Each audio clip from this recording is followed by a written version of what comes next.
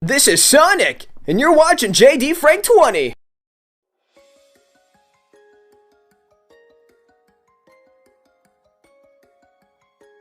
Alright, here's some interesting Sonic Frontier news.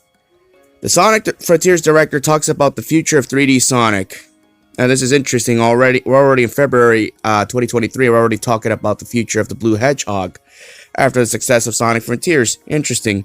The latest 3D Sonic game, Frontiers, has been nothing short of a sales success for the Sonic team and has been the building foundation of future 3D Sonic games adventures.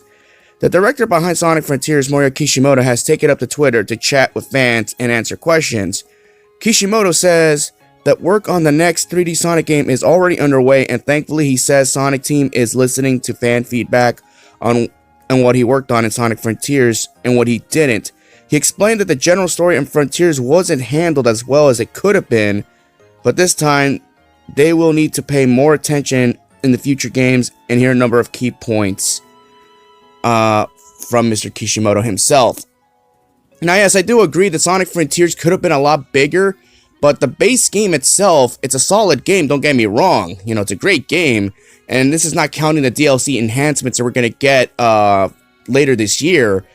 But I agree, I mean, the final two areas were kind of a letdown when you think about it. The final Titan fight and the final boss itself, it just kind of felt like it was a little bit rushed, but that's because of time constraints. I mean, let's be honest here. Making that deadline wasn't easy, but at the end of the day, you know, you got a great product at the end of the day, so let's just leave it at that. Be thankful it wasn't like Sonic Forces, who unfortunately gave you a rushed product and the game ended up suffering because of that. So let's move on. Now, I am a little bit leery about Kishimoto listening to feedback from fans, because remember, you could be listening to the wrong fans as opposed to listening to the right fans. The wrong fans are the ones who give you bad advice, bad ideas, where the other fans tell you like it is. In my honest opinion, I think Kishimoto should not be taking input from any of the fans, because Sonic Frontiers, Sonic Team just said, you know what, screw it, we're going to do this game our way, you guys are going to enjoy it whether you like it or not. It was basically a situation where, look, you guys are being paid to develop a Sonic the Hedgehog title, not the fans. Why are you going to listen to the fans? I mean, look at this. You have fans arguing, bitching, and complaining that they want the adventure formula. Some want the boost formula.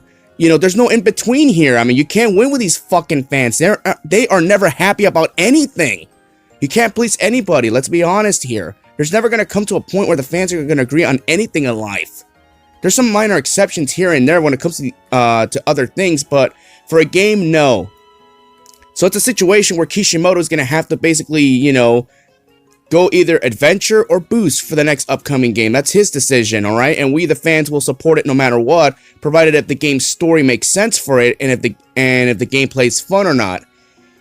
Now, obviously, Kishimoto has said that they want to expand on, make the game a lot better with new enhancements. And my favorite of this is making more playable characters and focus on single player, absolutely.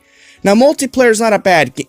It's not a bad option. Look, I understand multiplayer was a big thing back almost 20 years ago with games like Sonic Adventure 2 Battle, which by far does have the best multiplayer in the franchise. I think there's others that come close to it, but no, I think Adventure 2 is the most fun you could play, obviously, especially with the new modes and all that.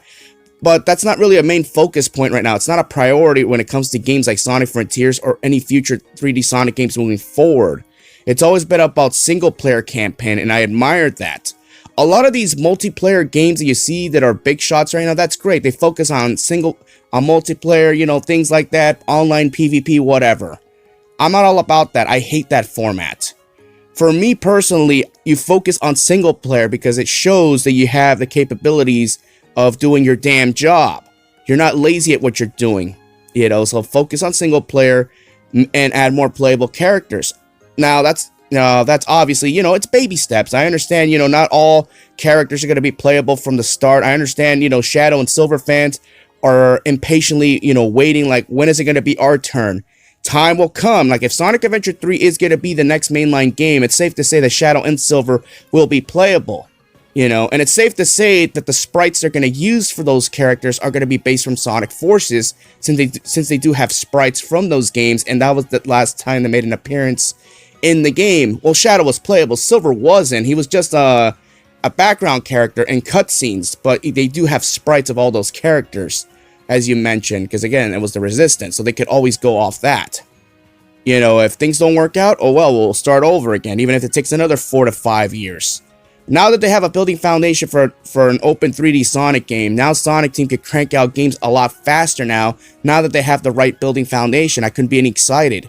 You know, now a game might take maybe 2 to 3 years at best. You know, now that you focus on the story, you focus on the gameplay aspects, add some enhancements, that's all you gotta do. It's so simple. And that's really cool. The open zone gameplay style will be worked on, and it's heavily considered for the mainline game. Absolutely. The open world style works for Adventure 3 or Frontiers 2, whatever Sonic game you want to go with moving for the foreseeable future, that's the formula you use. There's no reason to ever go back to the 2D formula. I mean, that's a kind of a little nitpick I had with Frontiers, is there were so many 2D sections in Chaos Island. That's kind of a nitpick. Like, why are there 2D sections in Chaos Island? That just felt unnatural for an open zone area. But oh well, I mean, you get what you pay for.